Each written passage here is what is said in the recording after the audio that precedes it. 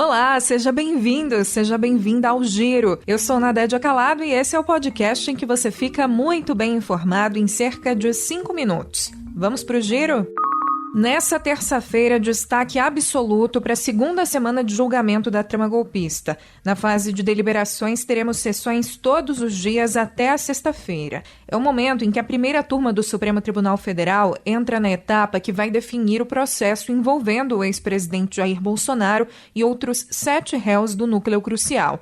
Em caso de absolvição, o processo é arquivado. Em caso de condenação, os ministros também definem a pena para cada réu. Na semana passada, lembrando, tivemos 2 sessões, com a leitura do relatório do ministro Alexandre de Moraes, o posicionamento da Procuradoria-Geral da República, que foi pela condenação, e as apresentações das defesas.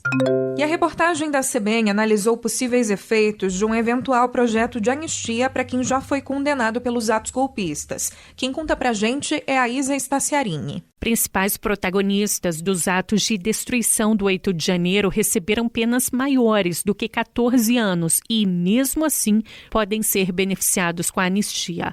Um levantamento feito pela CBN mostra que dos 11 principais personagens, 6 tiveram pena de 17 anos de prisão, 3 receberam 14 anos e outros 2 aguardam julgamento. Entre os que estão presos estão a mulher conhecida como Fátima de Tubarão, o homem que quebrou o relógio histórico do Planalto e o que roubou a Constituição do Supremo, além de Débora do Batom, que está em prisão domiciliar.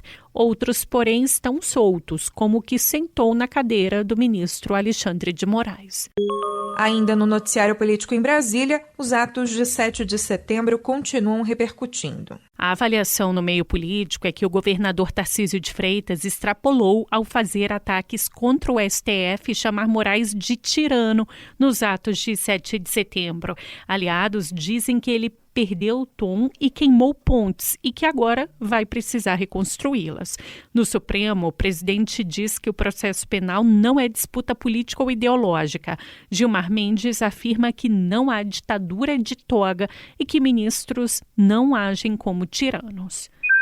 O presidente Lula deu novas declarações sobre a situação da tensão política e comercial entre o Brasil e os Estados Unidos. A Gabriela Echenique acompanhou. Numa referência ao tarifaço de Trump, Lula afirmou que medidas unilaterais têm solapado os pilares da Organização das Nações Unidas e que os países do BRICS são vítimas de práticas comerciais injustificadas e ilegais. O presidente evitou citar Trump para evitar confronto, mas voltou a falar em chantagem tarifária.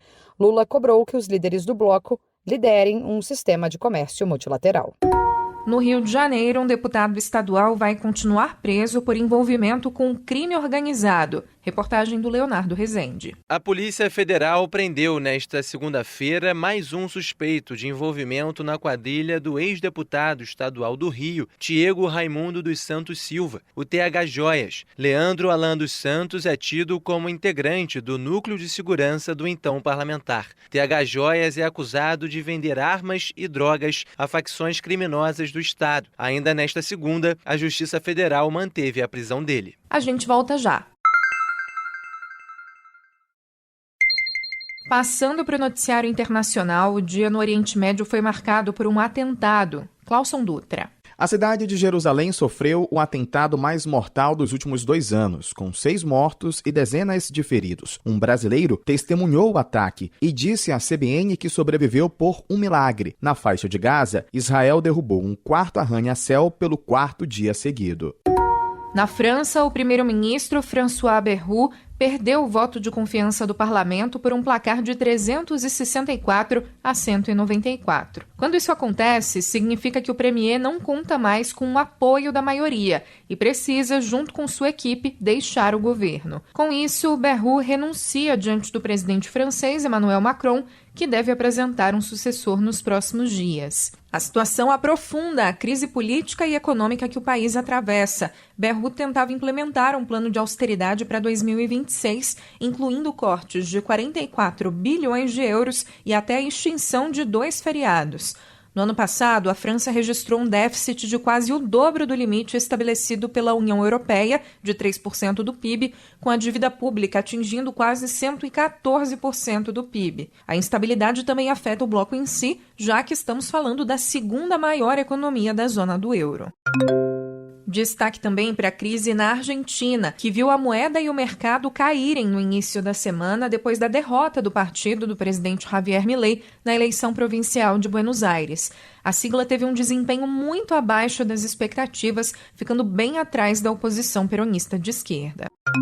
Em meio à tensão com a Venezuela, o secretário de Guerra dos Estados Unidos, Pete Hegseth, fez uma visita surpresa nesta segunda-feira a um navio militar deslocado para o sul do Caribe.